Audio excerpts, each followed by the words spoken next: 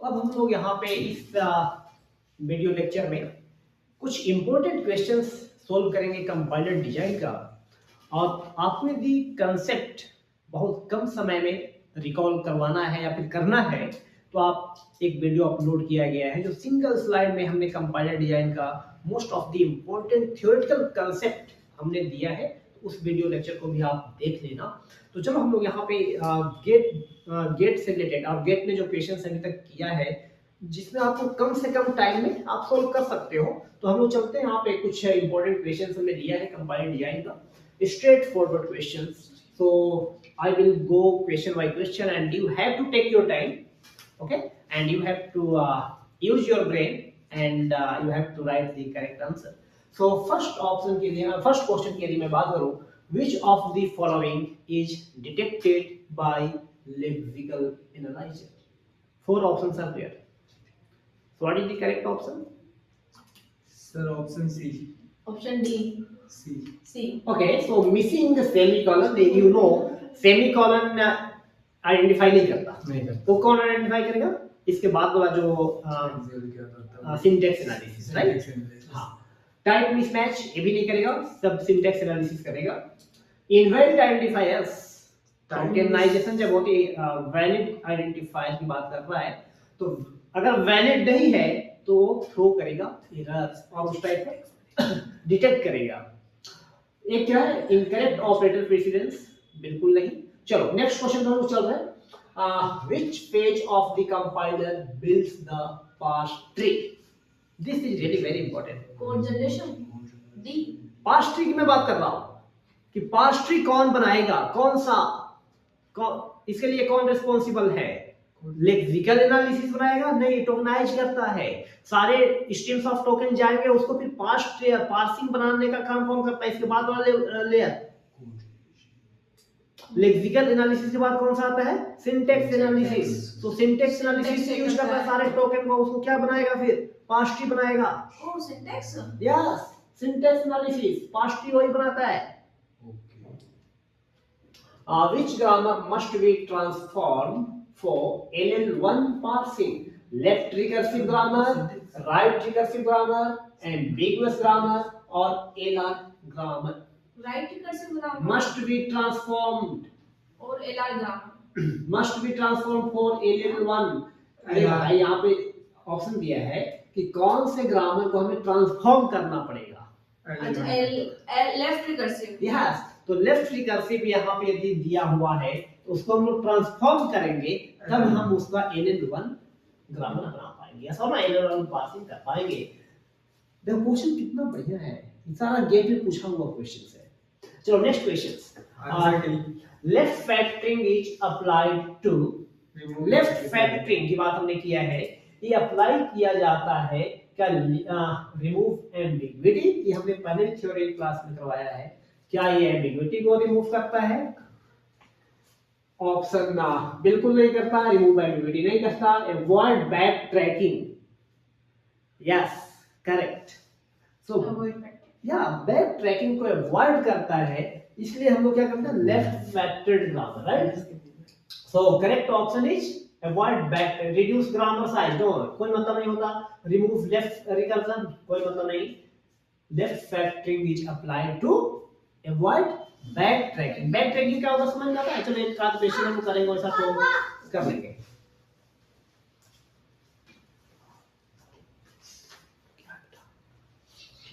बुरा नहीं है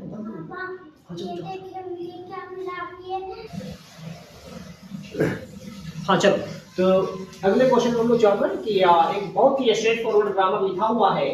what is the grammar? A is giving a small a and A is also giving epsilon. So what is the first of A? Answer C. Answer C.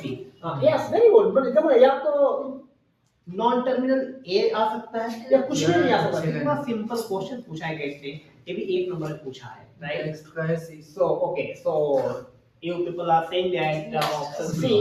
And next question, which symbol always appears in follow of the start symbol? The start symbol dollar, right? Dollar. Yeah. So really all questions are very simple. Okay, fine. Next question.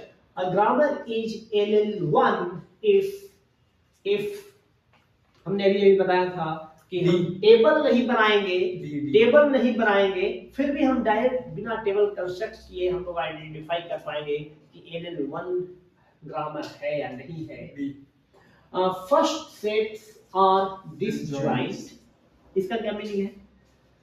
कुछ एक minute, option को कैसे neglect करना वो भी देखना। Follow sets are, follow set की अपन बात कब करते हैं? जब एप्सिलॉन आता है, फर्स्ट में किसी का यदि एप्सिलॉन आएगा तब फॉलो सेट निकालना होता है उस पार्टिकुलर वेरिएबल का। No ambiguity exist, parsing table has no multiple entries, yes और no? So parsing table has no multiple entries, यदि नहीं है मल्टीपल एंट्रीज तो LL1 होगा, यस और नो? यस और नो? ओके, नेक्स्ट क्वेश्चन में चलते हैं। Which form is best suited for machine independent optimization? Assembly form. यहाँ पे देखो, अभी मैं कुछ एग्जांपल भी आपको दिया था, अभी मैंने कुछ एग्जांपल भी दिया था। Triple. Which form is best suited for machine independent की बात हम लोग कर रहे हैं, राइट? मशीन इंडिपेंडेंट ऑफ क्या पार्शियल से कोई लेना नहीं है, सिंटैक्स की नहीं, 3 एड्रेस कोड और असेंबली कोड। असेंबली कोड की अपन जिक्र नहीं किया है, 3 एड्रेस कोड की बात किया है। तो 3 एड्रेस कोड याद रखना भाई, मशीन इंडिपेंडेंट ऑप्टिमाइजेशन, यस और no? Next question, which optimization removes computation whose results are never used? Yes. Bad code elimination. Okay, so yes, just go through the options and you will easily find the Constant correct folding. option. Which optimization removes computations whose results are never used? उसका result हम कभी use ही नहीं किए हैं, तो कौन सा optimization use करेंगे? डेड कोड एलिमिनेशन आपने बताया, बिल्कुल सही बताया है, क्योंकि कांस्टेंट फोल्डिंग नहीं, लूप अनरोलिंग नहीं, स्ट्रेंथ रिडक्शन नहीं, so dead code elimination, right? 2 number तो जाऊंगा इसमें। करेक्ट है, आप जितना ज्यादा स्कोर करें उतना बेटर होगा आपके लिए। 4 क्वेश्चन गलत कर सकता हूं। And last question, register allocation problem is? NP complete. अभी हमने देखा है, जिसमें हमने आपको एक स्लाइड में हमने सारा कंसेप्ट डिस्कस किया है, उसमें सारा चीज आपको हमने बताया है। सो रजिस्टर एलोकेशन किस टाइप का प्रॉब्लम होता है? NP complete problem. And now we have another 10 problems that is duplicate of all the questions or replica of all these questions. So these are very important for you all people. हो सकता है कि gate ऐसा question पूछे, right? क्योंकि gate का क्या है कि कभी सेम क्वेश्चन को रिपीट नहीं करता, उसको अलग तरीके से बना करके पूछता है, ठीक है? तो अब हम लोग चल रहे हैं 10 और इंपॉर्टेंट क्वेश्चंस हैं जो एक ही स्लाइड पे हमने लिया है यहाँ पे, तो इसको आपको फटाफट अंदाज में करना है। जैसे फर्स्ट क्वेश्चन है, which error will be detected before parsing starts? Parsing start होने के पहले कौन सा error? Undeclared variable, parsing start होने की पहले की बात कर रहा है। अनडिसाइडेबल वेरिएबल, देखो पार्सिंग स्टार्ट होने के पहले का मतलब क्या? लेक्सिकल एनालिसिस की बात हो रही है। हमने अभी भी आइडेंटिफायर की बात किया था कि करेक्ट आइडेंटिफायर है या नहीं, इनवैलिड आइडेंटिफायर है तो वहां पे बता दिया भैया ये दिक्कत है यहाँ पे, तो बताओ अनडिक्लेयर्ड वेरिएबल नहीं, वेरिएबल को कब करना? सिमेंटिक का काम हो। एक्स्ट्रा क्लोजिंग ब्रेसेस, ये ब्रेसेस वाला फिर से क्या आ गया? एक्स्ट्रा मिसमैच ब्रेस, ये क्या सिंटैक्स एनालाइजर ही काम बता पाएगा। थर्ड ऑप्शन क्या है? इलीगल कैरेक्टर वही जो हम आइडेंटिफायर की बात कर रहे थे, invalid identifier. So divide by 0 लो, वो सिमेंटिक एनालिसिस है, यस और नो? तो क्या है? Option C, illegal character in source code, और यस सोर्स कोड आइडेंटिफायर। अभी एक हमने क्वेश्चन जो करवाया था, पहला क्वेश्चन क्या करवाया था कि इनवैलिड आइडेंटिफायर को क्या करेगा? डिटेक्ट करेगा। तो यहाँ पे क्या है? क्या है यहाँ पे? Illegal character. चलो नेक्स्ट क्वेश्चन, नेक्स्ट क्वेश्चन क्या है? Yes, go through the next question. Which compiler phase checks grammatically correctness of statements? Very simple. Semantic syntax. Syntax तो सिंटेक्स चेक करता है ना, सिमेंटिक से ग्रामेटिकल मिस्टेक देखता है. पास्ट कौन बनाता है? पास्ट तो ही बनाएगा. सिंटेक्स पास्ट तो ही बनाएगा. Syntax parsed, right? So which compiler phase checks? यहाँ पे कंपाइलर का फेज का 4 ऑप्शन दिया है, चारों फेज है. कौन कौन सा? Lexical phase, syntax, semantic and optimisation. तो भाई कोई भी रहेगा तो ऑप्टिमाइजेशन तो नहीं लगाएगा, लेक्सिकल नहीं लगाएगा, बाकी दो ऑप्शन बचे सिंटैक्स और सिमेंटिक. तो यहाँ पे भी कंफ्यूजन होगा किसी को, क्योंकि दो ऑप्शन में तो कोई मारना है. अगर नहीं पता तो दो में से कोई मार के आना. जब भी ऐसा सिचुएशन जनरेट हो मार के आना 50-50. लेकिन यहाँ पे बता दूं कि which compiler phase checks grammatically correctness. तो कौन ग्रामर कौन चेक करता है? सिंटैक्स एनालिसिस या सिंटैक्स, राइट? तो ऑप्शन कौन सा ऑप्शन आ रहा है? Option B. Okay, next question क्या है? Which of the following grammar is not directly parsable by LL1? Option दिए हुए हैं. Left factored grammar with absolute production, left recursive grammar, unambiguous grammar. Not directly parsable. Left factor grammar. Sir left factor तो होना चाहिए. Grammar with epsilon production. कोई दिक्कत नहीं है. एप्सिलॉन होगा तो क्या दिक्कत है? LL1 की बात कर रहा हूं. अरे लेफ्ट रिकर्सिव ग्रामर. यस, हम बार-बार आपको बात कर रहे हैं कि लेफ्ट रिकर्जन आपको क्या है? हटाना है. लेफ्ट रिकर्जन आपको हटाना है. लेकिन आप लोग समझ नहीं पा रहे हो. समझ लो लेफ्ट देखो, फैक्टर में गेट कंफ्यूज यही हो है, गया. गेट ऐसा ही करेगा. कंसेप्ट को थोड़ा सा चेंज करके दिया, क्वेश्चंस को ऑप्शन को उधर और क्वेश्चंस को ऑप्शन में डाल दिया. समझ में आ रही है? क्वेश्चन नंबर 3 में कोई डाउट है क्या? नहीं. Okay, left factoring helps an L parser by. चलो लेफ्ट फैक्टरिंग जब कर रहे हैं, ध्यान से देखना. सर इसमें ऑप्शन डी तो डायरेक्ट नेगलेक्ट कर सकते हैं. Okay, very good. क्योंकि लेफ्ट फैक्टरिंग हमने क्या बोला है? बैक ट्रैकिंग वाला बात हमने किया, बैक ट्रैकिंग को अवॉइड करता है. यहाँ पे क्वेश्चंस को अलग तरीके से किया है. एलिमिनेटिंग रिकर्जन, पहला ऑप्शन को भी आप छांट दो, बिल्कुल कोई लेना देना नहीं है. बैक ट्रैकिंग पे वर्क. रिड्यूसिंग स्टैक साइज, ऐसा कुछ हमने बताया ही नहीं है. और ऑप्शन है क्या? Removing epsilon production. Left factoring में हम लोग कहां करते हैं रिमूव करने के लिए? तो एक ऑप्शन क्या बचा? Making parsing decisions. क्या है? अर्ली. क्योंकि बैक ट्रैकिंग का यहाँ पे क्या है? मतलब आएगा नहीं, अवॉइड करना है. तो क्या हो? मेकिंग पासिंग डिसीजंस फास्ट और अर्ली. ये सब. चलो option C. Okay, so this is really very simple question. जैसा कि पहले भी हमने आपको बताया है कि अगर ऐसा दिया है उसका फर्स्ट ऑफ बी निकालना है यहाँ पे. तो फर्स्ट ऑफ बी क्या होगा? Non terminals. क्या किससे स्टार्ट हो रहा है? Option C. Okay, follow set is defined for. Non terminals. Follow set is defined for only. Start से. Non terminals. देखो दो चीजें होता है ना. एक ये क्या है? Non terminals. ये सब क्या टर्मिनल्स हो सकता है. B is giving also a like this. पर हम तो सारे जो नॉन टर्मिनल्स होते हैं, नॉन टर्मिनल्स के लिए फॉलो सेट कैलकुलेट कर सकते हो. लेकिन फर्स्ट सेट में ऐसा नहीं बोल पाओगे. केवल आंसर का बोल रहे थे. ठीक है ना? Follow set is defined for non terminals. Non terminals only. सही बोला था ना मैंने. Yes, you are correct. खुद नेक्स्ट क्वेश्चन क्या है? Next question, grammar is not LL1 if. ये आप लोग आंसर करेंगे. It is a left factoring. पहले ऑप्शन से कोई फर्क नहीं पड़ता. सी है क्या? ये आप लोग खुद से करेंगे. लेफ्ट फैक्टरिंग वाला भी दिक्कत क्या है. Conflict? Grammar is not LL1 if it has. Parsing table has no. just start eliminating the options. C. So क्या पहला ऑप्शन हो पाएगा? नहीं. नो. अरे उससे कोई प्रॉब्लम नहीं होगा. या सही है ना. Grammar is not LL1 if it has epsilon production. कोई दिक्कत नहीं है. it has left factoring. इससे फर्क नहीं पड़ता है. लेफ्ट फैक्टरिंग होना चाहिए. Passing table has conflicts. जब भी कॉन्फ्लिक्ट हो, देखो use your brain. You have gone through various questions and various concepts in compiler. Then just use your brain. Conflicts का मतलब क्या? The question को अलग तरीके से बताओ. Synonyms जानते हो ना? Synonyms. उसी टाइप का है यहाँ पे यार, एक ही चीज को अलग अलग तरीके से पूछ सकता है। तो पार्सिंग टेबल है, पार्सिंग टेबल जो हमने आपको बताया उसमें कंसेप्ट नहीं होना चाहिए, ठीक प्रॉब्लम ये प्रॉब्लम करेगा right. So option C is correct.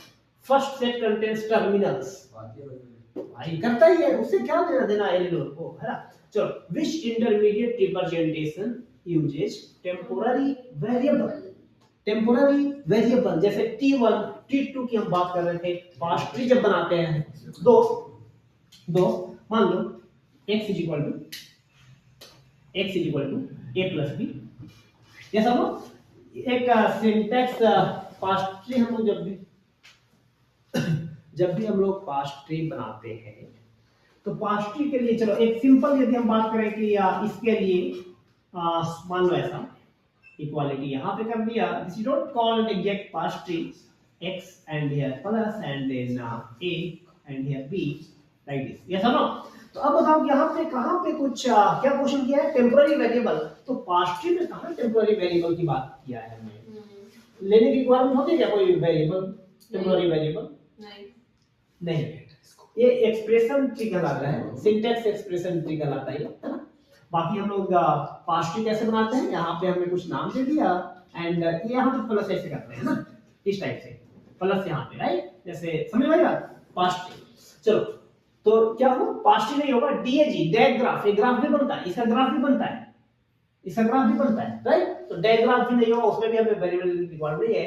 3 address code, yes यार 3 एड्रेस कोड में क्या करेंगे, यहाँ पे टेम्पोररी वेरिएबल लेंगे T1 = a + b, ये सब एंड x पे क्या करेंगे T1।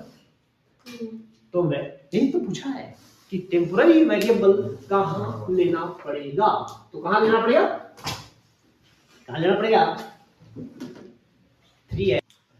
So correct option of this question is option C, क्योंकि टेम्पोररी वेरिएबल हम लोग कहाँ पे लेते हैं 3 एड्रेस कोड में। ओके, नेक्स्ट क्वेश्चन क्या है, which optimisation reduces both execution time and memory usage, this is really fantastic question. क्या है, which optimization reduces both execution time as well as memory usage। Inline expansion हमने आपको कुछ ऐसा बताया है, डेड कोड एलिमिनेशन, बिल्कुल लूप अनरोलिंग फंक्शन क्लोनिंग, ये सब बताया है। So option B is correct, very good, excellent. क्या हो जाएगा इसमें, option B dead code elimination, dead code elimination. So execution time and memory usage को क्या करेगा, कम करेगा। ये समझो, तो लूप में मान लो कि रखें इसको, ये तो स्टोरेज भी खा रहा है, टाइम भी बढ़ रहा है, इसलिए इसको बाहर रखो। चलो लास्ट क्वेश्चन क्या है, option which compiler task is computationally hard, np complete register location नहीं यार, वो एनपी कंप्लीट था, रजिस्टर लोकेशन np complete की बात कर रहा हूं। So parsing, lexical analysis, register allocation, code generation. तो मैं उम्मीद करता हूं कि इस टाइप के जो क्वेश्चंस हमने अभी डिस्कस किया है आपको थोड़ा समझ में आया होगा क्या क्या क्वेश्चंस जनरेट किया जा सकता है।